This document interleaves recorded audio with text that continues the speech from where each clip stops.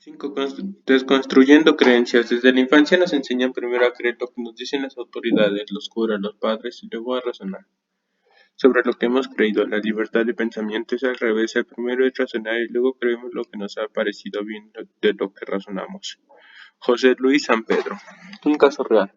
Marga y Carlos eran un matrimonio de 45 y 48 años, respectivamente, con dos hijas. Vinieron a la consulta para iniciar una terapia de pareja, ya que hacía un par de años que no dejaban de discutir. Marga había sufrido algunos ataques de ira incontrolables. Respondía con agresividad, se irritaba con mucha facilidad y había dejado de tener cualquier tipo de contacto sexual. Se encontraba muy mal consigo misma, pues para ella sus hijas y su marido eran lo más importante en su vida y sentía que a pesar de todos los esfuerzos que les dedicaba a su familia, se estaba desmoronando por culpa de su mal humor y su actitud. No puedo controlar mis ataques de ira y mi mal humor. Enseguida me enfado por nada y cualquier tema es motivo de discusión con Carlos. Después lo pienso y me doy cuenta de que son tonterías, pero ya es demasiado tarde porque ya hemos discutido y hemos dicho cosas de las que luego me arrepiento. Me siento fatal y me disculpo, pero el daño está hecho. Carlos y yo siempre hemos tenido mucho carácter, hemos debatido y defendido cada una de nuestras ideas, pero nunca nos habíamos faltado al respeto ni levantado la voz como ahora. Recuerdo que cuando éramos más jóvenes y discutíamos, cada uno explicaba su punto de vista, a veces de forma un poco acalorada, pero después nos reconciliábamos y todo quedaba en una anécdota. Además, también pago con las niñas mi mal humor. Pierdo la paciencia enseguida, soy muy rígida, no soporto que no me hagan caso. A la primera, rápidamente me enfado con ellas. No quiero ser una mala madre, pero ya no sé qué hacer. Marga se deshizo en llantos cuando verbalizó: no quiero ser una mala madre. Trataba de cuidar a su familia, implicándose al máximo, invirtiéndose en ello cada segundo del tiempo que no pasara trabajando, y sin embargo se sentía totalmente frustrada. Al ver que las discusiones y los enfados eran cada vez más frecuentes e hirientes, el proceso terapéutico. Durante las primeras sesiones analizamos las dinámicas de la pareja, su estilo de comunicación, los roles que habían establecido y las creencias que mantenían tales roles. En Marja, identificamos varias que hacían que se sintiera muy culpable cuando debía marcar límites. Creí que si no le dedicaba todo el tiempo que tenía a sus hijas no sería buena madre y que si no complacía a su marido sería una mala esposa, además del miedo a ser menos amada o incluso rechazada. Me duele la oreja, como que sí, me salió un granito. Una vez detectadas estas creencias, empezaron a trabajar en desconstruirlas y sustituirlas por otras más sanas que las permitieran formar vínculos más sanos con su familia y adoptar un rol en el que se hallara más cómoda y feliz. En la primera parte de la terapia nos centramos en que ella comprendiera que el cuidador o cuidadora necesita autocuidarse primero para poder cuidar a los demás y que hasta que ella no hiciera tal cosa, su situación nos iban a mejorar. Al principio el sentimiento de culpabilidad que tenía Marga le impedía contemplar como opción dejar de dedicarle una parte de su tiempo a su familia para dedicárselo a ella misma, pero poco a poco fue identificando y reconociendo las creencias que sostenían era culpabilidad y trabajando en resignificar lo que para ella era el egoísmo, para el amor propio y el amor hacia su familia. En una segunda fase de la terapia, Marga se esforzó en fortalecer su autoestima, a la vez que hizo el ejercicio de los pilares de tu vida, un proceso íntegramente introspectivo, pero para detectar que necesitas de ella misma necesitaba de desatendido. Para ella, aprendiendo también que los deseos y las necesidades no son lo mismo.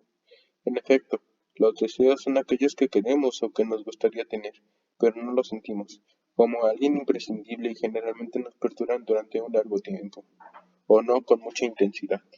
Las necesidades, en cambio, se sienten más viscerales, se sostienen en el tiempo y se perciben como una condición necesaria para alcanzar la plenitud y realizarnos como personas. Marga fue comprendiendo que al tratar de complacer a todo el mundo, se estaba desatendiendo a sí misma, y ello tenía consecuencias emocionales, que se expresaban a través de un estado de ánimo más irritable y de sentimientos de ira y tristeza.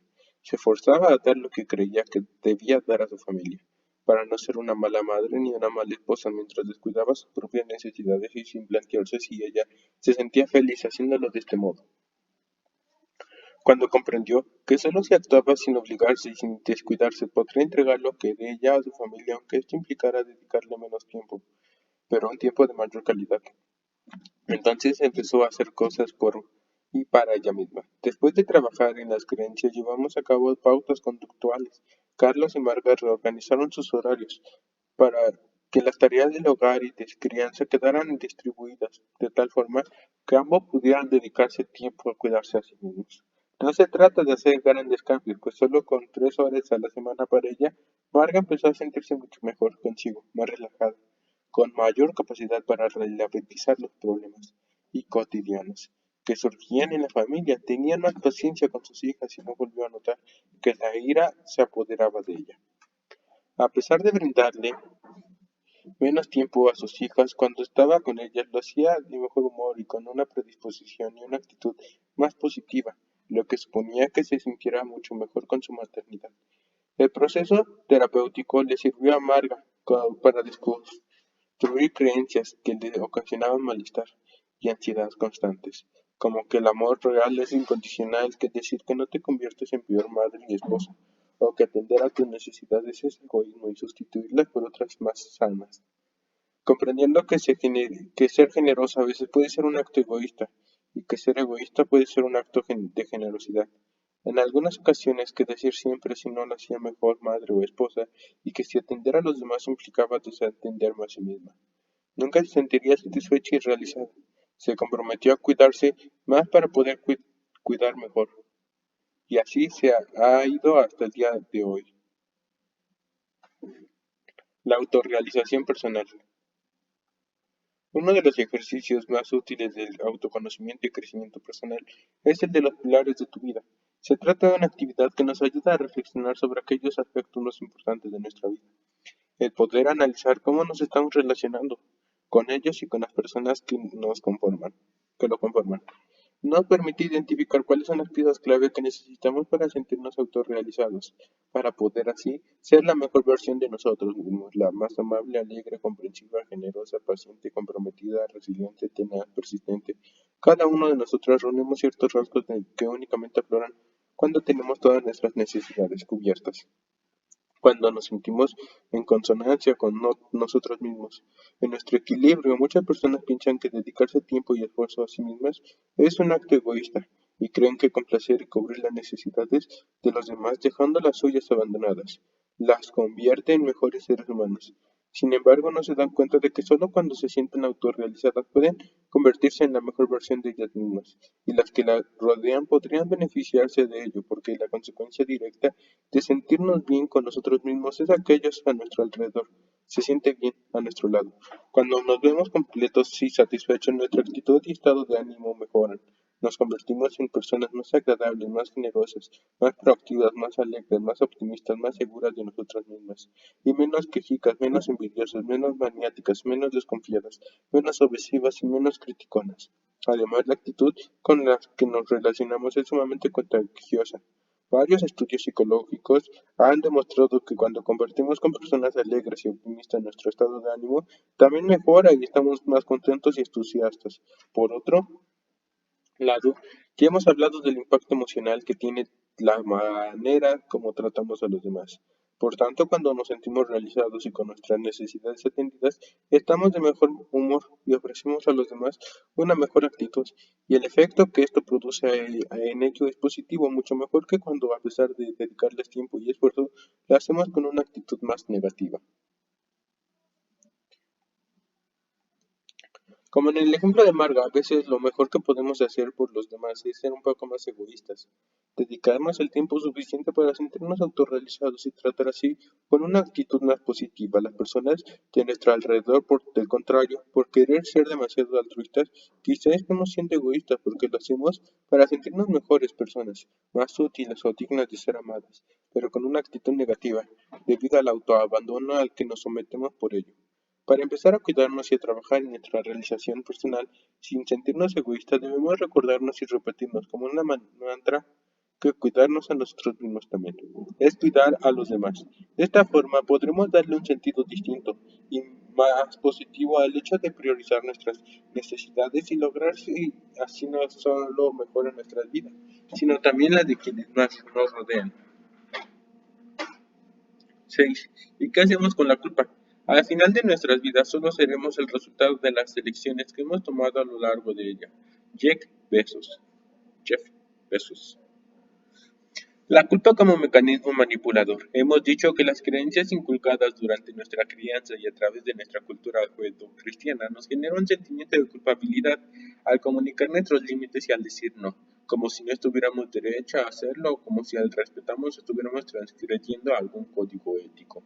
La culpa y el miedo son dos grandes mecanismos de control y manipulación. Estas herramientas han sido utilizadas desde siempre por medio de comunicación instituciones religiosas, sectas y gobiernos para manejar a los individuos a su antojo y en su propio beneficio, lo que permite someter a un pueblo o a un grupo de personas mediante estos recursos a su nivel de ignorancia. Un pueblo ignorante es más fácil de manipular a través de miedo que un pueblo culto e instruido.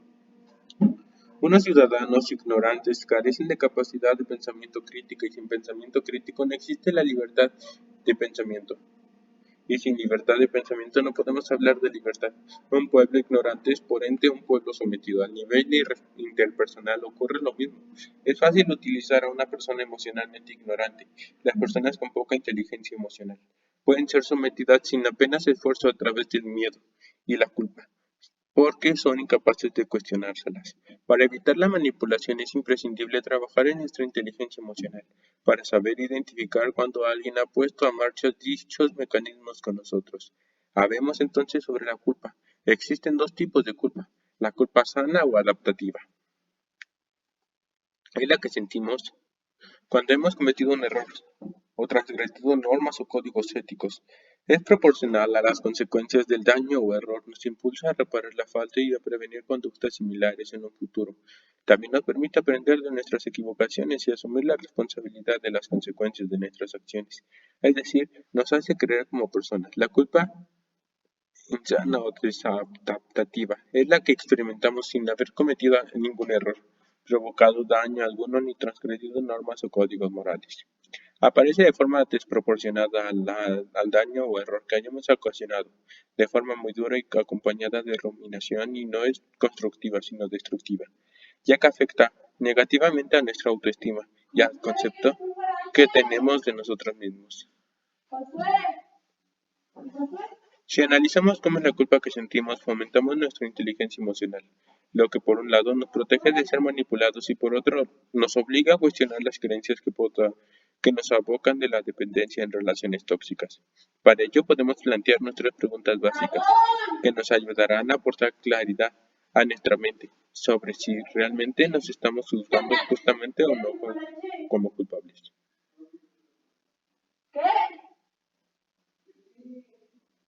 ¿Tú quieres un leche? Pues sí. ¿Cómo que pues sí? Dice sí. ¿Y cómo que sí? El siguiente esquema básico pero útil nos permite abrir los ojos ante las dinámicas que mantenemos en muchas de nuestras relaciones y darnos cuenta de si éstas se sostienen gracias a este sentimiento de culpa, que nos lleva a ceder cuánto nos queremos, a aceptar cosas que nos hacen daño y a permitir que transgredan nuestros límites y derechos. Las respuestas que vayamos obteniendo nos conducirán inevitablemente a otras reflexiones. Me siento continuamente culpable por cosas que no debería. Me veo en la necesidad de pedir perdón por conductas que no causan ningún daño. Me estoy dejando manipular por alguien de manera consciente.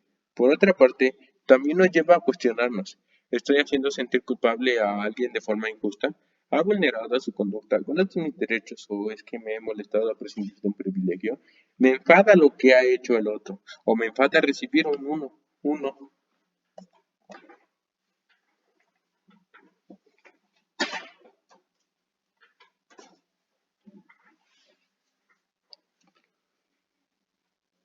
No, ¿dónde me quedé? Me enfada decir uno. ¿Dónde está?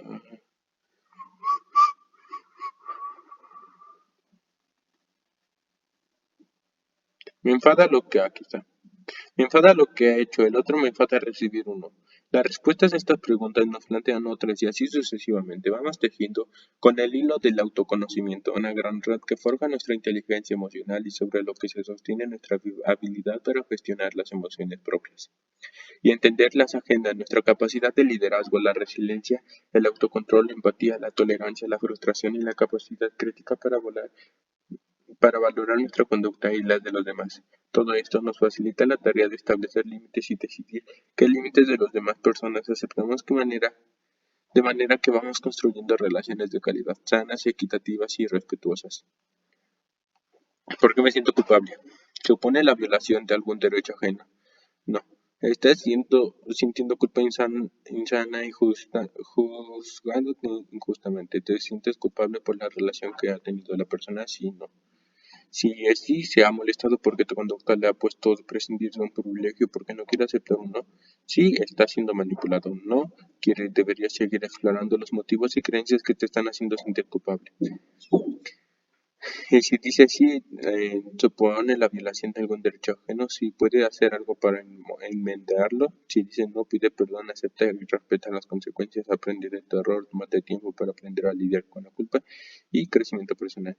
O si es sí, hazlo y aprende de tus errores, has dejado de sentir culpa o has reducido considerablemente. Si es no, pues se vuelve a estar sintiendo culpa insana y juzgándote injustamente y que eso pues te vuelve hacia acá, ¿no? Y si es sí, pues crecimiento personal y ya. Razón y corazón.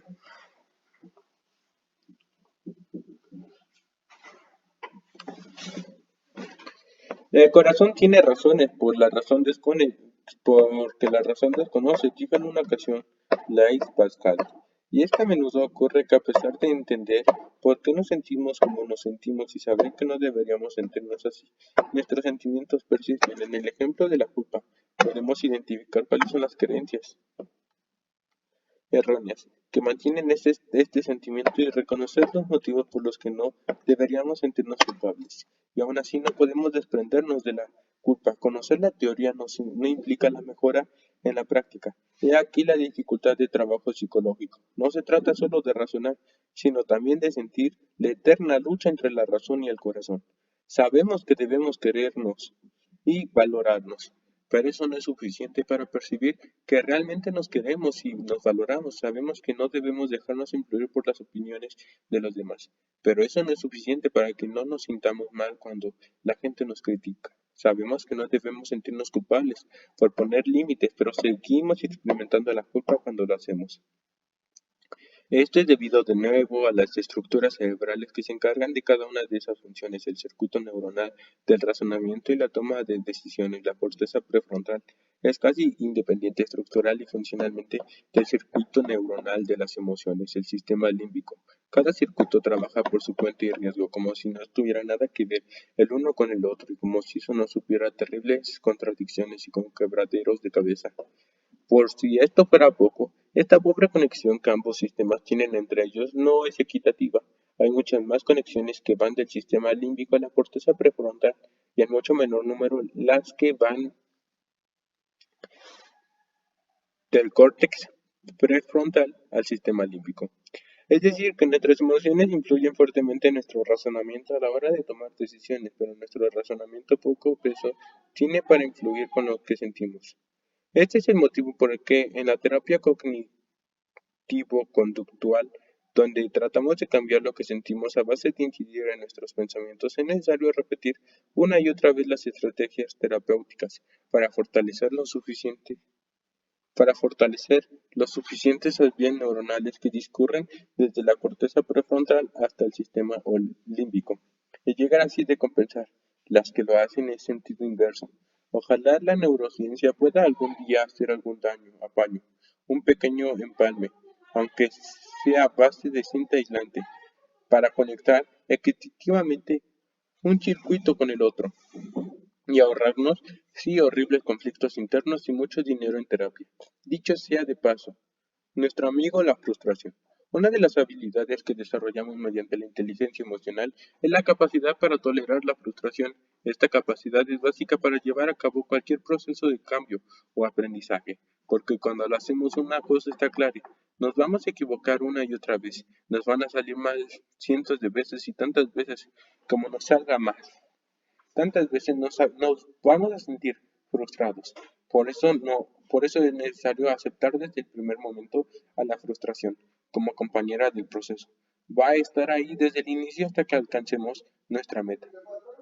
Así que más vale que la asumamos cuanto antes. Ahorita voy, dejo acabo esto. Esto nos permitirá tolerarla con mayor facilidad y levantarnos cada vez que nos caigamos para seguir nuestro camino. Aquí le voy a parar.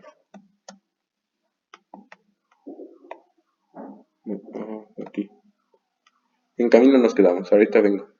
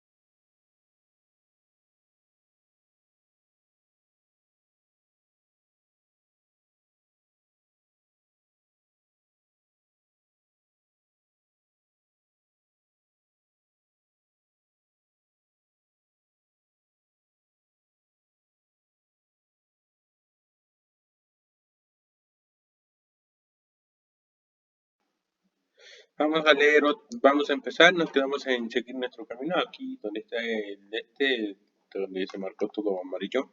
Aquí nos quedamos y vamos a empezar. ¿Qué buscas?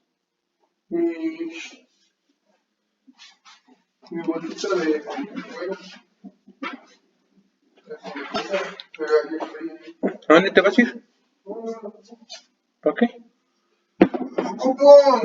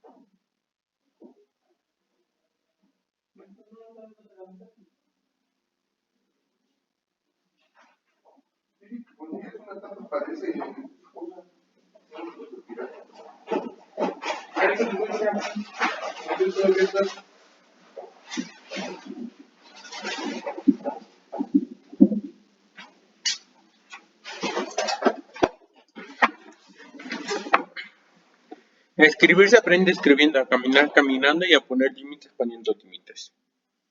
No hay otra manera posible, así que una vez que sepamos matemáticas se aprende haciendo matemáticas. gestionar nuestra culpa, debemos empezar a ponerla en práctica, aunque al inicio sigamos sintiendo culpables. Espera, no es ese.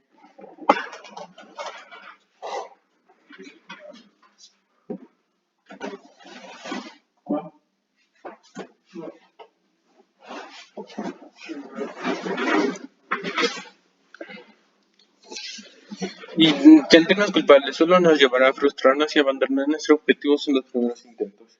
Y es que, como hemos dicho antes, razón y corazón no van de la mano. Y tratar de alinearlos va a suponernos muchos intentos fallidos.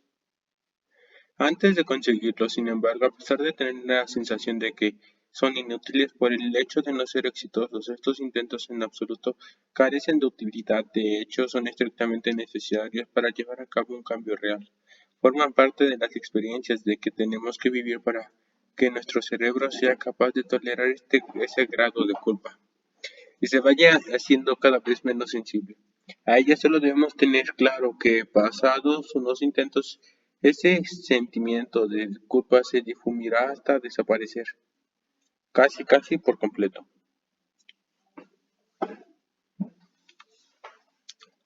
Ocurre lo mismo cuando se empieza a adquirir un nuevo hábito, por ejemplo, el deporte. Si el deporte nunca nos ha llamado la atención, especialmente al inicio, suele resultar muy fácil. Nos da pereza provocar agujetas. No vemos ningún resultado, no sabemos hacer bien los ejercicios.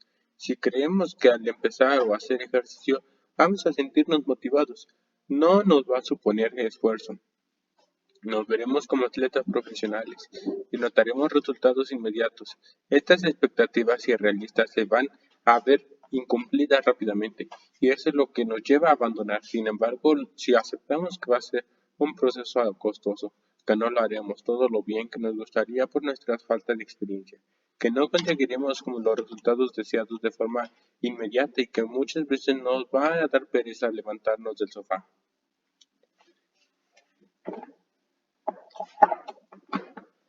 Para ponernos a hacer deporte, entonces tenemos mucha probabilidad de lograr nuestro objetivo.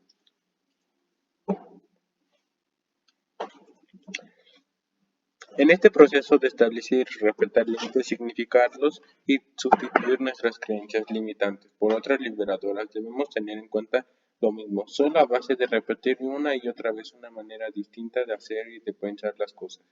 Dejamos de sentirla extraña, forzada y acabamos de normalizarla y automatizarla.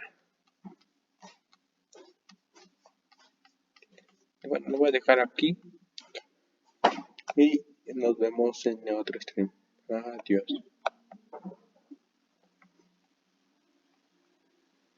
Pipi.